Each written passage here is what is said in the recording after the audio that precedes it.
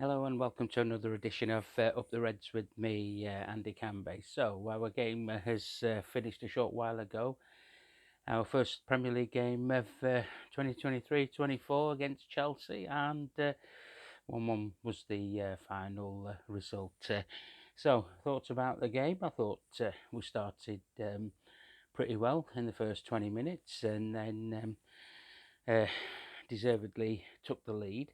We really should have been 2 or 3 up. I thought the offside decision was very marginal for Mo's goal, but yeah, no, I thought we were good in those first 20-25 minutes, and then we let Chelsea into the game, and then Chelsea got their equaliser, and then we just lost our way. After that, we had half chances in the first half to try and get in with a lead, but something just went awry. Second half was pretty much the same. I have to give credit to Chelsea, where credit's due. They found out our system and played to their potential, especially down the our left hand side. I thought Robbo was isolated. I thought he could have done a lot better for that ball being put across just before they got their equaliser. But yeah, it was. Second half, Chelsea just were playing around us. We just seemed to have lost our way a bit, and Jurgen had to make the changes. We and the changes just give us a bit more energy, and it deflated their attacking options. But yeah, uh, we were just found out too easily in that game, and this newly formed Chelsea team were playing with a lot more confidence than we were. Just on the substitutions, I thought yeah, Mo Salah, when he was subbed off, was a bit petulant. As a senior pro, he should do a lot better than that. I'm not bothered about any records about scoring for 8 seasons or whatever. That doesn't bother me.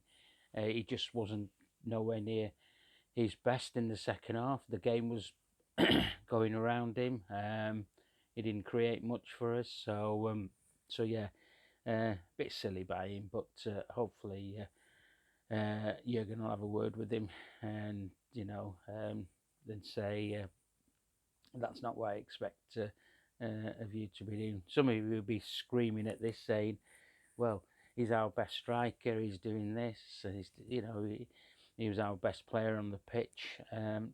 He wasn't really, because he had he had 3 chances to score before he scored. But which was offside. But yeah, it wasn't.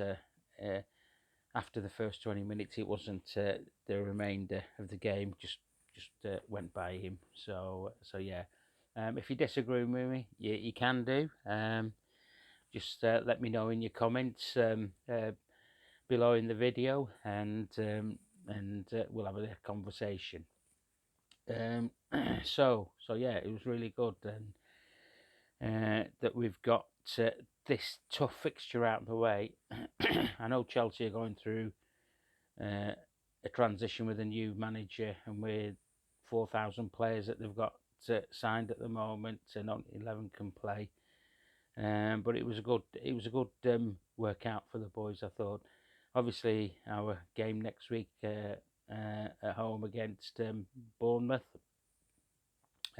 Looking forward to that game. I didn't do a pre-one on here before the Chelsea game, because there was so much hype going on about a certain footballer and his agent taking the proverbial out of everyone.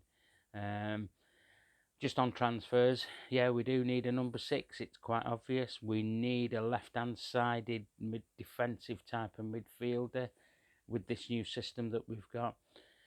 There was a few occasions again we had Robbo and Trent in the left back berth. Trent had gone across chasing a ball, and that was indicative of what's happened in pre-season when you saw that a few times. So we don't want teams picking that up against us. I thought the new starters did all right. Slobosly, I thought he did okay. Put a good shift in. He's he's finding his feet. He will be a boss player for us, I've no doubt. I just McAllister. You could tell he's not really a six player. I think he's more effective just in a slightly higher position. But he did a job today. Nothing he can do about the goals. He for our goal anyway, it was his ball that played Mo in, and then Mo slotted a ball to obviously Diaz, and who finished it really well from that. But yeah, so both the two signings. Cody Gapgo, I thought did okay. He didn't pull up any trees or anything like that. But again, he's a quality player. But once the lads get into this new system and a rhythm going, I think because we've got enough firepower in the squad, it's just to sort our midfield out and our defensive mistakes. I heard Jurgen's talk after the game, and he wasn't overly sort of like concerned, which is good because he's just keeping his feet on the ground and he's just letting us know, look, players are finding the way in, and we'll see how far this takes us. So, which is quite a bit laid back from him. He's normally what's the word he's using? Reload. Well, there'll be a few reloads done this season, and we'll have to just get used to that. But over and all, I thought 1-1, probably a fair result. I didn't pick a man of the match today. I just thought, after 20 minutes, there was nobody in particular that stuck out, that took the game by the scruff of the neck, and that was it really. So I'll do another one before the Bournemouth game. This is only a short one. There's a lot of things happening in the background, unless we sign some players this week. Still a big hoo-ha on Moses Caicedo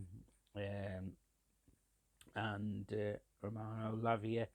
We don't know what's happening with Liverpool. I think Liverpool, I did put a tweet out before about Liverpool should be embarrassed, along with the players' agents, etc., Brighton, Chelsea, and ourselves, because it wasn't a good thing.